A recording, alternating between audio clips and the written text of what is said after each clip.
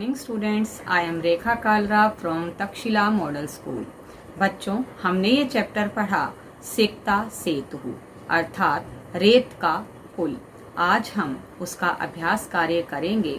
हिंदी अनुवाद के साथ आपको समझाएंगे, पर आपको अपनी कॉपी में इसका अभ्यास कार्य करना है और कॉपी चेकिंग के लिए तुरंत व्हाट्सएप ग्रुप में भेजना है। बच्चों, प्रश्न नंबर 1 है अधोलिखितानां प्रश्नानां उत्तराणि संस्कृत भाषया लिखत, यानी नीचे दिए गए प्रश्नों के उत्तर संस्कृत भाषा में लिखें। प्रश्न नंबर 1, अनधीतः तपोदत्तः कई गहृतो अभवत्।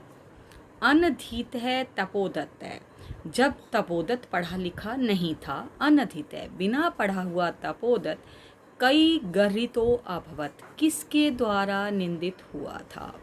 आप जानते हो बच्चों, जब हमने इस पाठ को शुरू से देखा था तो तभी पहली लाइन में हमारा इसका उत्तर आया था कि जब तपोदत्त ने विद्या ग्रहण नहीं की थी उस समय वह अपने बंधु बांधवों के द्वारा, मित्रों के द्वारा, सगे संबंधियों के द्वारा वो निंदित हुआ था, क्योंकि जो बच्चा नहीं पढ़ता है उसको सभी निंदा की दृष्टि से देखते हैं। तो चलें इसका उत्तर सही भाषा में लेते हैं कि अनधीतः तपोदत्तः कई गहृतो अभवत्। इसका उत्तर है बच्चों, अनधीतः तपोदत्तः सर्वै कुटुम्बिभिः मित्रै ज्ञातिजनैः च गहृतो अभवत्, कि बिना पढ़ा हुआ तपोदत्त सभी कुटुंबियों के द्वारा, मित्रों के द्वारा और बंधु बांधवों के द्वारा निंदित हुआ। इसी का प्रश्न नंबर 2 है बच्चों, तपोदत्तः केन प्रकारेण विद्याम अवाप्तुं प्रवृत्तो अभवत्। तपोदत्त किस प्रकार से विद्या प्राप्त करने के लिए तैयार हो गया। तपोदत्त किस तरह से विद्या प्राप्त करने के लिए तैयार हो गया। तपोदत्तः तपश्चर्यया विद्या अवाप्तुं प्रवृत्तो अभवत्, यानी तपोदत्त विद्या को प्राप्त करने के लिए तपस्या के माध्यम से तैयार हो गया। उसने सोचा, क्योंकि वह बचपन में तो पढ़ा नहीं, इसके बाद वह विद्या प्राप्त करने के लिए तैयार हुआ तपस्या के माध्यम से। तो बच्चों, जहाँ पर यहाँ लिखा है केन प्रकारेण, वहाँ पर आएगा तपश्चर्यया, क्योंकि तृतीया विभक्ति आई हुई है इसलिए यहाँ तपश्चर्यया ये तृतीया विभक्ति का ही है। प्रश्न नंबर 3 है तपोदत्तः पुरुषस्य काम चेष्टां दृष्ट्वा अहसत्। तपोदत्त पुरुष की किस चेष्टा को देखकर हंस पड़ा। तपोदत्त ने जब देखा कि पुरुष क्या चेष्टा कर रहा है तो किसको देखकर हंसा। तो तपोदत्तः पुरुषस्य सिकताभिः सेतु निर्माण चेष्टां दृष्ट्वा अहसत्। तपोदत्त पुरुष का बालू के द्वारा पुल का निर्माण करने की चेष्टा को देखकर हंस पड़ा। जब पुरुष रेत से पुल का निर्माण कर रहा था तो उसने सोचा यह चेष्टा उसकी व्यर्थ है, बेकार है, इसलिए वह हंस पड़ा। प्रश्न नंबर 4 है तपोमात्रेण विद्यां प्राप्तुं तस्य प्रयासः कीदृशः कथितः। तपस्या से विद्या को प्राप्त करने के लिए उसका प्रयास कैसा था, यानी तपस्या से जो विद्या प्राप्त कर रहा था यह उसका प्रयास कैसा कहा गया है। तो तपोमात्रेण विद्यां प्राप्तुं तस्य प्रयासः सिकताभिः सेतु निर्माण सदृशः कथितः। बालू से या रेत से पुल के निर्माण के समान बताया गया है। अन्ते तपोदत्तः विद्या ग्रहणाय कुत्र गतः। अंत में तपोदत्त विद्या ग्रहण करने के लिए कहाँ गया। तो अन्ते तपोदत्तः विद्या ग्रहणाय गुरुकुलम गतः। अंत में जब उसको इंद्र के द्वारा बताए गए रास्ते को समझ में आया तो उसने क्या किया, उसने सोचा कि मुझे अब विद्या ग्रहण करने के लिए गुरुकुल जाना चाहिए। तो वह कहाँ गया बच्चों, गुरुकुल। दोबारा से देखें इस प्रश्न को। प्रश्न नंबर 1 अनधीतः तपोदत्तः कई गर्हितो अभवत्। तो अनधीतः तपोदत्तः सर्वै कुटुम्बिभिः मित्रैः ज्ञातिजनैः च गर्हितो अभवत्। प्रश्न नंबर 2, तपोदत्तः केन प्रकारेण विद्याम् अवाप्तुं प्रवृत्तो अभवत्। तपोदत्तः तपश्चर्यया विद्याम् अवाप्तुं प्रवृत्तो अभवत्। 3, तपोदत्तः पुरुषस्य कामचेष्टां दृष्ट्वा अहसत्। तपोदत्तः पुरुषस्य सिक्ताभिः सेतुनिर्माणचेष्टां दृष्ट्वा अहसत्। 4 है, तपोमात्रेण विद्यां प्राप्तुं तस्य प्रयासः कीदृशः कथितः। तो तपोमात्रेण विद्यां प्राप्तुं तस्य प्रयासः सिक्ताभिः सेतुनिर्माण सदृशः कथितः। प्रश्न नंबर 5 है, अन्ते तपोदत्तः विद्याग्रहणाय कुत्र गतः। तो अन्ते तपोदत्तः विद्याग्रहणाय गुरुकुलम गतः। प्रश्न नंबर 2 है बच्चों, भिन्न वर्गीयम पदम चिनुत। बच्चों यहाँ एक बात ध्यान रखेंगे आप सभी, क्योंकि सभी के पास जो संस्कृत की पुस्तक है वो अलग अलग तरह से है। तो मैंने इसमें कोशिश की है कि आपके सारे प्रश्न आ जाएं, लेकिन उसके बाद भी अगर कोई प्रश्न आपकी पुस्तक में है और यहाँ नहीं दिया गया तो आप अपने व्हाट्सएप ग्रुप में लिखकर मुझसे पूछ सकते हैं। तो इसलिए जो किताब जो नेट पर अवेलेबल थी वो उसका सॉल्यूशन मैंने दिया है बच्चों, लेकिन अगर आपके पास कोई अलग पुस्तक है और कोई अलग प्रश्न है तो वो भी मेरे से आप डिस्कस कर सकते हैं। वो व्हाट्सएप ग्रुप का जो चेकिंग वाला बना हुआ है ग्रुप, उसमें आप लिखकर उसका आंसर पूछ सकते हैं। तो चलें प्रश्न नंबर 2 करते हैं। भिन्न वर्गीयम पदम चिनुत। भिन्न वर्ग का जो पद है जिसको आप साइंस में ओड वन के नाम से कहते हैं वो चुनना है हमें। हमारे पास शब्द हैं, एक उदाहरण के लिए दिया हुआ है बच्चों कि अधिरोढ़ुम गंतुम सेतुम निर्मातुम। अब यहाँ सेतुम को अलग किया गया है। क्या आप जानते हैं क्यों किया गया है बच्चों? क्योंकि सभी में तुमुन प्रत्यय लगा हुआ है। आप तुमुन प्रत्यय के बारे में जानते हैं, जिसका अर्थ होता है के लिए।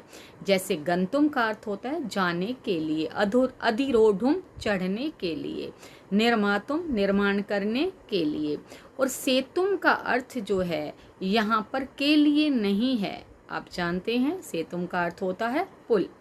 इस तरह से ये तो एक उदाहरण था। इसके बाद दिए गए हैं बच्चों निश्वस्य, चिंतय, विमृश्य और उपेत्य।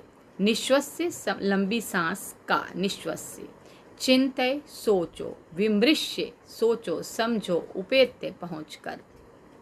इसके बाद यहाँ पर हमारा है चिंतय, इसको यहाँ अलग किया गया है। इसके बाद दूसरा है विश्वसिमि, पश्यामि, करिष्यामि, अभिलषामि।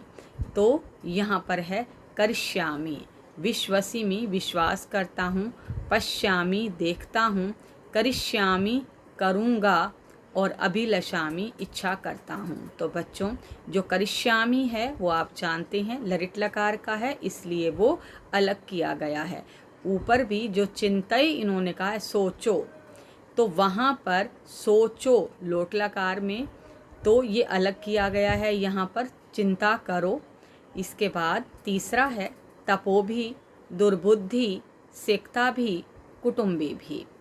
तो यहाँ पर दुर्बुद्धि, दुर्बुद्धि, बाकी सब जो हैं बच्चों तपो भी तपस्या के द्वारा, सिक्ता भी रेत के द्वारा, कुटुंबी भी सगे संबंधियों के द्वारा, लेकिन जो दुर्बुद्धि है इसका अर्थ है दुष्ट बुद्धि वाला। इसमें विशेषण विशेष्य दोनों किया गया है। तो इसलिए जिस तरह से आप साइंस में ओड वन SST में आप करते हो, तो यहाँ वही हमने भिन्न वर्ग को चुनना है। बच्चों प्रश्न नंबर 3 है रेखांकित सर्वनाम पदानि कस्मै प्रयुक्तानि। जो शब्द यहाँ पर सर्वनाम जो हैं वो रेखांकित किए गए हैं, अंडरलाइन किया गया है, ये बताना है यहाँ ये शब्द किसके लिए आया है। बच्चों पहला है अलम अलम तव श्रमेण, बस करो तुम्हारा परिश्रम। तो यहाँ पर तव किसके लिए आया है बच्चों? इंद्र के लिए आया है, पुरुष के लिए आया है, तो आप लिख सकते हो कस्मई। जब आपका ऊपर आता है वाक्य में पूछने के लिए कि कस्मई प्रयुक्तानि, तो वहाँ पर हमें चतुर्थी विभक्ति में उसका उत्तर देना होता है। तो इंद्राय पुरुषाय न अहम सोपान मार्गैर अधिरोढ़ुम विश्वसिमि। मैं सीढ़ी के रास्ते ऊपर चढ़ने में विश्वास नहीं करता। किसने कहा था? क्योंकि इस कहानी में हमारे पास बच्चों दो ही पात्र हैं, एक तो तपोदत है और दूसरा इंद्र है। तो मैं सीढ़ी के रास्ते से ऊपर चढ़ने में विश्वास नहीं करता। तो यहाँ पर अहम किसके लिए आया है? इंद्र के लिए। तो इंद्राय या पुरुषाय। चिंतितम भवता न वा। आपने सोचा कि नहीं, यहाँ पर किसके लिए आया है? आपने सोचा या नहीं, ये भी जब यानी तपोदत पुरुष से पूछता है कि रेत से पुल बनेगा या नहीं बनेगा, तो आपने क्या ये सोचा है? तो भवता शब्द जो है वो किसके लिए आया है? इंद्राय। अगला है गुरुगृहम गत्वा एव विद्याभ्यासो मया करणीया। गुरु के घर जाकर ही मुझे विद्या का अभ्यास करना चाहिए। मुझे मया किसके लिए आया बच्चों? तपोदत्त के लिए। तो चतुर्थी विभक्ति में क्या लिखेंगे हम यहाँ पर? तपोदत्ताय। भवद्भि उन्मीलितम में नयन युगलम। आपने मेरी दोनों आंखें खोल दी हैं। नयन युगलम, युगल होता है जोड़ा, यानी दोनों आंखें। आपने मेरी दोनों आंखें खोल दी हैं। तो यहाँ पर मैं किसके लिए आया है? यहाँ पर तपोदत्त के लिए। तो चतुर्थी विभक्ति में हम क्या लिखेंगे बच्चों? तपोदत्ताय। ये इसके आंसर हैं। पहला है इंद्रस्य कृते भी लिख सकते हैं बच्चों, इंद्राय भी लिख सकते हैं। इंद्र के लिए हमारी मर्जी है हम उस विभक्ति को किस तरह से चेंज करें। पुरुष है या इंद्र है इति कृते, पुरुषेण इति कृते। हम यहाँ पर साधारण रूप से चतुर्थी विभक्ति में भी यहाँ लिख सकते हैं, यानी पहला इंद्राय या पुरुषाय, दूसरा भी इंद्राय या पुरुषाय, तीसरे में भी यही, चौथे में तपोदत्ताय और पांचवें में भी तपोदत्ताय। इसके बाद है बच्चों ख भाग इसी का। अधोलिखितानि कथनानि कै कम प्रति कथ्यति। नीचे दिए गए कथन कौन किसको कहता है? जैसे हिंदी में हम करते हैं ना, ये वाक्य किसने किसको कहा? तो बच्चों यही बात है। यहाँ हमने ये ध्यान देना है कै और कम हमारे इस तरफ आएंगे हम, तो हमारे पास दो कॉलम बने हुए हैं। कै में ना कौन कह रहा है और कम में ना किसको कहा जा रहा है। तो बच्चों जो कह रहा है वहाँ पर लगेगी हमारी प्रथमा विभक्ति, और जिसको बात कही जा रही है वहाँ पर लगेगी हमारी द्वितीय विभक्ति। जैसे कौन कहता है, जैसे राम ने श्याम को कहा, एक उदाहरण के लिए, तो राम है श्यामम। ठीक, क्योंकि राम ने श्याम को, ने कर्ता में यहाँ प्रथमा विभक्ति लगती है और जिसको कहा जाता है वहाँ द्वितीय विभक्ति लगती है। तो अब हम करेंगे इसको कथनानी। कथन है हमारे पास। हा विधे किमिदम मया कृतम। हाय विधाता, ये मैंने क्या कर दिया। किसने कहा बच्चों? ये मैंने क्या कर दिया बताओ? तपोदत्त ने कहा था। किसको कहा था ये? आत्मानम या आत्मगतम, अपने आप से कहा था उसने कि हाय विधाता मैंने क्या कर दिया। जब उसने ये कहा कि ये मेरी उस समय कैसी दुर्बुद्धि थी कि मैंने पढ़ाई नहीं की, तो यह कौन कह रहा है? तपोदत्त कह रहा है। किसे कह रहा है वो? आत्मानम, अपने आप से कह रहा है। आत्मानम का अर्थ होता है अपने आप से। अगला है भो महाशय किमिदम विधीयते। हे महाशय, यह क्या कर रहे हैं आप? ये किसने कहा था बच्चों? तपोदत्त ने। तपोदत्त ने किसको कहा था? तपोदत्त ने पुरुष को कहा था, इंद्र को कहा था। तो तपोदत्त है और पुरुषम। तीसरा है भो तपस्विन, हे तपस्वी, कथम माम उपरुणत्स्वी। तो मुझे क्यों रोक रहे हो? हे तपस्वी, मुझे क्यों रोक रहे हो? ये किसने कहा था बच्चों? पुरुष है तपोदत्तम।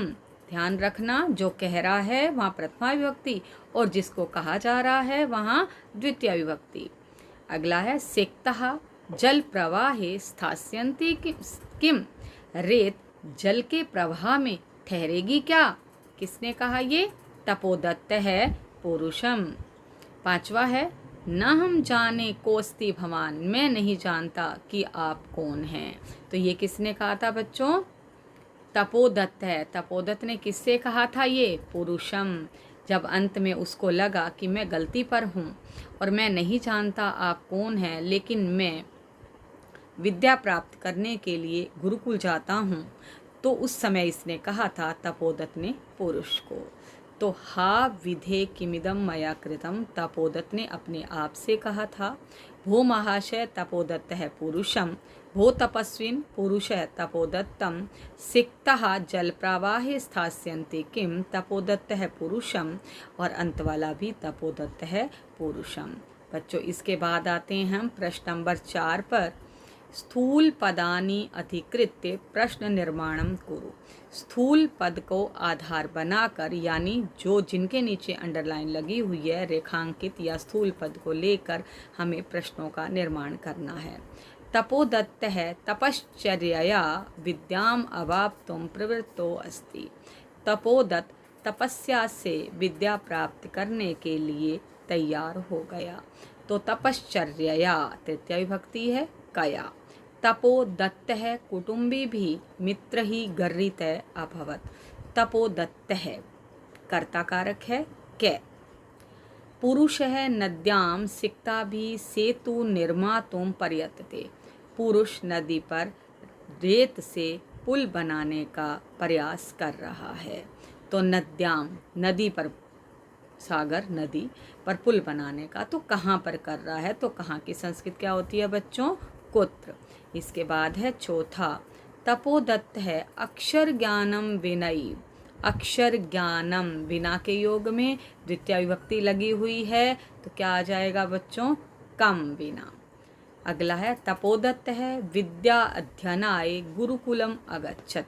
विद्या अध्ययनाय, तपोदत्त विद्या अध्ययन के लिए गुरुकुल गया। तो किमर्थम, किस लिए? गुरुगृहम, फिर वही गुरु के घर जाकर ही। तो कहाँ जाकर? कुत्र गत्वा एव विद्याभ्यास करनी है। तो बच्चों पहला है कया, कै, कुत्र, किम, किमर्थम और कुत्र। इसके बाद प्रश्न नंबर 5 है उदाहरणम अनुसृत्य अधोलिखित विग्रह पदानाम समस्त पदानि लिखत। विग्रह पद दिए हुए हैं बच्चों, इसका एक पद हमें बनाना है। बच्चों नियम के अनुसार हम ये 10th क्लास में करेंगे, क्योंकि ये वाला जो हमारा टॉपिक है वो 10th क्लास का है। फिर भी ये बहुत आसान तरीका दे रखा है, विग्रह किए हुए हैं, हमें केवल उसका एक पद बनाना है, विभक्ति खत्म करके और एक पद। जैसे संकल्पस्य सातत्येन, संकल्पस्य में जो विभक्ति है वो खत्म कर दो, तो संकल्प सातत्येन। अक्षराणाम ज्ञानम, क्या बनेगा इसका बच्चों? कैसे करेंगे इसका? अक्षर ज्ञानम, अक्षराणाम को खत्म करके विभक्ति, तो अक्षर ज्ञानम। सिक्तायाः सेतु, चैप्टर का नाम क्या है यहाँ? सिक्ता सेतु। पितुः चरणई, तो यहाँ बन जाएगा हमारा पितृ चरणई। गुरो गृहम, गुरु गृहम। विद्याया अभ्यास है, विद्याभ्यास है, केवल एक पद करना है। अब यहाँ पर हमने क्या करना है बच्चों? उदाहरण को देखकर अधोलिखितानाम समस्त पदानाम विग्रहम कुरुत। समस्त पद, इसको हमें विग्रह करना है, पहले वाले का जस्ट उल्टा करना है।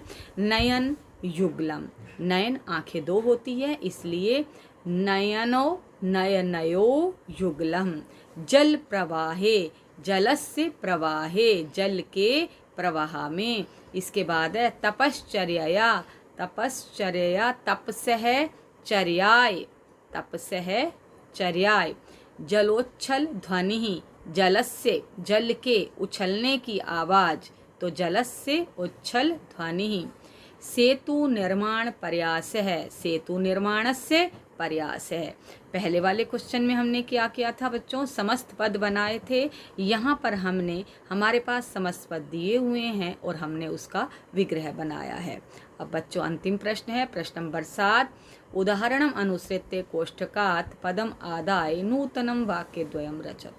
2 नए वाक्य बनाने हैं, एक इन्होंने वाक्य बना दिया है, आगे हमने खुद बनाना है। जैसे अलम चिंतया, ठीक, तो अलम योगे तृतीया विभक्ति, चिंता शब्द में तृतीया विभक्ति लग गई, अलम चिंतया। अब भय के साथ हमने बनानी है इसी तरह से भय के लिए, भय की तृतीया विभक्ति अलम भयेन। कोलाहल, अलम कोलाहलेन। दूसरा है यथा माम अनु स गच्छति, अनु के योग में द्वितीय विभक्ति लगानी है, तो गृह शब्द हमारे पास है, तो गृहम अनु स गच्छति। ध्यान रहे ऊपर के वाक्य को देखते जाओ, उदाहरण को, गृहम अनु स गच्छति, पर्वतम अनु स गच्छति। हमें केवल एक शब्द चेंज करना है। इसी तरह से तीसरे में है विना के योग में द्वितीय विभक्ति लगानी है, अक्षर ज्ञानम विनैव वैदुष्यम प्राप्तुम अभिलषामि। अब परिश्रमें विनैव वैदुष्यम प्राप्तुम अभिलषसि। इसके बाद अभ्यास के साथ अभ्यासम विनय वैदुष्यम प्राप्तुम अभिलषसि।